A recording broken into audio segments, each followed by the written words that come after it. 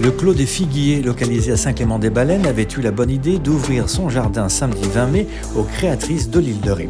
L'idée étant de rassembler pour la toute première fois les personnes qui avaient aidé à la création de la marque Rosy Côte Atlantique, lancée par Sylvia. Et une bonne nouvelle n'arrivant jamais seule, ce marché des créateurs ne comportait que des femmes qui nous venaient d'horizons différents. Île de Ré TV se devait d'aller à la rencontre de celles-ci, enfin les moins timides d'entre elles, en commençant tout naturellement par Sylvia, l'organisatrice de ce marché qui mêlait originalité, savoir-faire et beauté. L'idée, c'était de rassembler toutes les personnes qui avaient aidé à la création de la marque Rosy Côte Atlantique, donc les céramistes, les fleuristes, voilà. Bah oui, dans cette aventure, effectivement, ce ne sont que des femmes. Nous nous sommes rassemblés naturellement et ce qui a fait le succès de la marque. Alors la marque tend vraiment à être éco-responsable, donc dans le choix des matériaux, la cire végétale par exemple, ou les parfums. On essaie vraiment de travailler avec des matières nobles et on prend surtout le temps de créer. Donc ici on est dans mon atelier à Saint-Clément, au Clos du Figuier. C'est ici que je coule mes bougies, que je crée mes cires parfumées, que je fais sécher mes fleurs qui vont alors ensuite venir dans mes créations. Île de Ré TV, l'actualité rétaise. Aujourd'hui, on a Ségolène qui est venue avec ses photographies vraiment inspirantes, Sophie Toué qui est venue avec ses poteries artisanales, Louise Poppy qui est la fleuriste du Bois Plage. Nous avons aussi Citronnelle Bébé qui vend des sacs en éponge. Quaker Co va nous proposer des sacs recyclés et M Céramique qui fait aussi de la poterie artisanale. Île de Ré TV, carte blanche au été. Je m'appelle Sophie Touet, je suis céramiste à Loire, sur l'île de Ré. Et donc je fabrique de la vaisselle, des pots, des vases, des tables en céramique. Et je travaille surtout le grès, à la plaque, au colombin. Et je suis installée sur l'île de Ré depuis 4 ans maintenant. Je travaille beaucoup la couleur, je travaille les émaux. Et ma spécificité, c'est que je fais moi-même mes émaux en fait. Et c'est un mélange assez sophistiqué et dans lequel je mets des oxydes métalliques qui permettent d'avoir des couleurs, surtout cette année là, au printemps, j'aime bien travailler les couleurs. En fait, c'est un peu ma particularité. J'ai un travail très coloré. Puis voilà, je trouve que ça donne la peps et j'ai envie que les gens utilisent mes céramiques comme objet du quotidien. Donc, par exemple, ce vase, c'est un peu une particularité, cette forme. Et j'ai beaucoup aussi de tasses de toutes les couleurs. Voilà, c'est ça. Ça, j'aime travailler ça en fait. Ces mélanges de tons printaniers, voilà.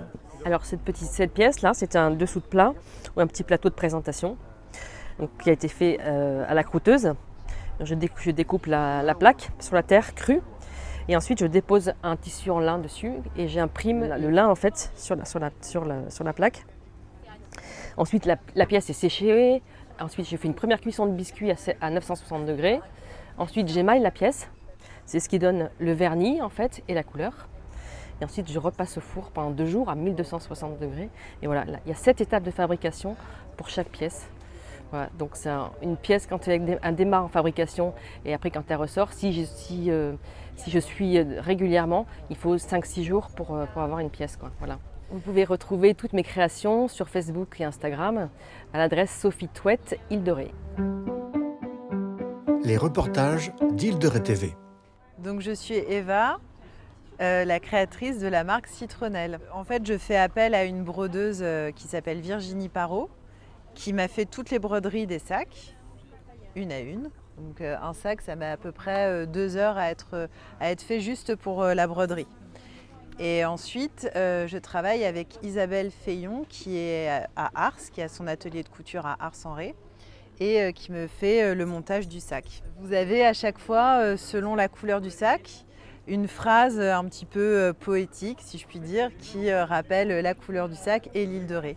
Voilà. Donc parfum d'immortel, onduleuse glycine, l'éclat des vagues, le bleu du ciel, dune blanche et étoile des mers pour le corail. C'est une matière qui revient un petit peu à la mode depuis quelques années et que moi j'affectionne tout particulièrement. Je trouve ça doux au toucher. Là c'est un coton, de l'éponge bio.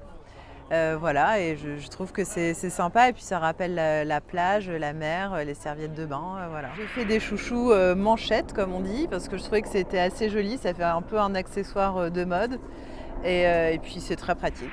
Vous pouvez retrouver mes créations sur Instagram et Facebook au nom de Citronnelle, plus loin les 2 lettres BB.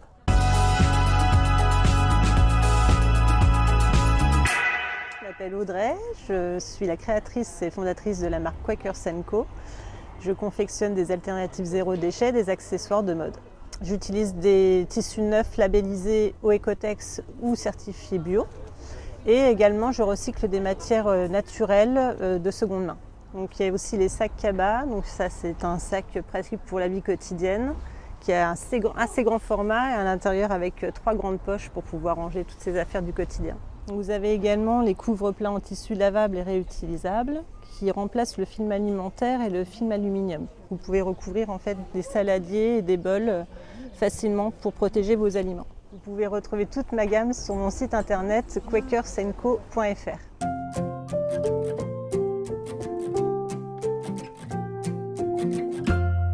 Ce que l'on aimerait, c'est voir comment ça se passe pour cette première édition et puis pourquoi pas l'année prochaine l'ouvrir à d'autres créateurs ou d'autres artistes qui viendraient rejoindre l'aventure.